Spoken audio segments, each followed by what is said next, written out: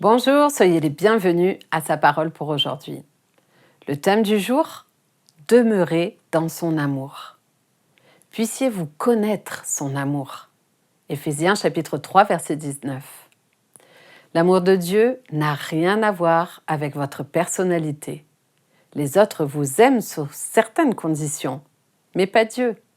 Il vous aime parce qu'il a décidé de vous aimer. Son amour constant, spontané et sans raison ne dépend que de lui et n'est provoqué que par un choix conscient de sa part. Vous ne pouvez jamais mériter son amour, pas plus que vous ne pouvez l'influencer d'aucune façon. Paul a écrit « Dieu a prouvé à quel point il nous aime en envoyant le Christ mourir pour nous, alors que nous étions encore pécheurs. » Dans Romains 5, verset 8. Il n'y a pas d'autre point de référence. Rien dans tout l'univers ne peut être comparé à l'amour de Dieu. Votre succès matériel n'est pas la preuve de l'amour de Dieu à votre égard. Pas plus que vos difficultés ne prouvent qu'il a cessé de vous aimer. Jésus a dit « Demeurez dans mon amour » dans Jean 15, verset 9. Mais pour demeurer dans son amour, il faut que vous vous sentiez bien chez lui. Votre demeure est l'endroit où tout le monde vous connaît, où vous vous sentez en sécurité et toujours le bienvenu.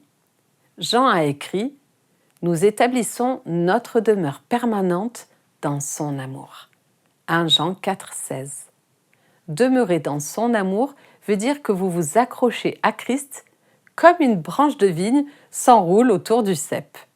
La branche se sépare-t-elle du cep? Si elle le fait, elle meurt. La branche peut-elle interrompre le flot de sève qui vient du cep?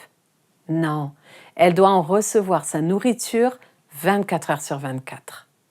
Accepteriez-vous de dire que la branche dépend à 100% du cep de vigne? Une branche ne peut pas porter de fruits par elle-même sans être unie à la vigne. De même, vous ne pouvez pas porter de fruits si vous ne demeurez pas unis à moi. Jean 15, verset 4. Sa parole pour vous aujourd'hui est « Demeurez dans son amour ».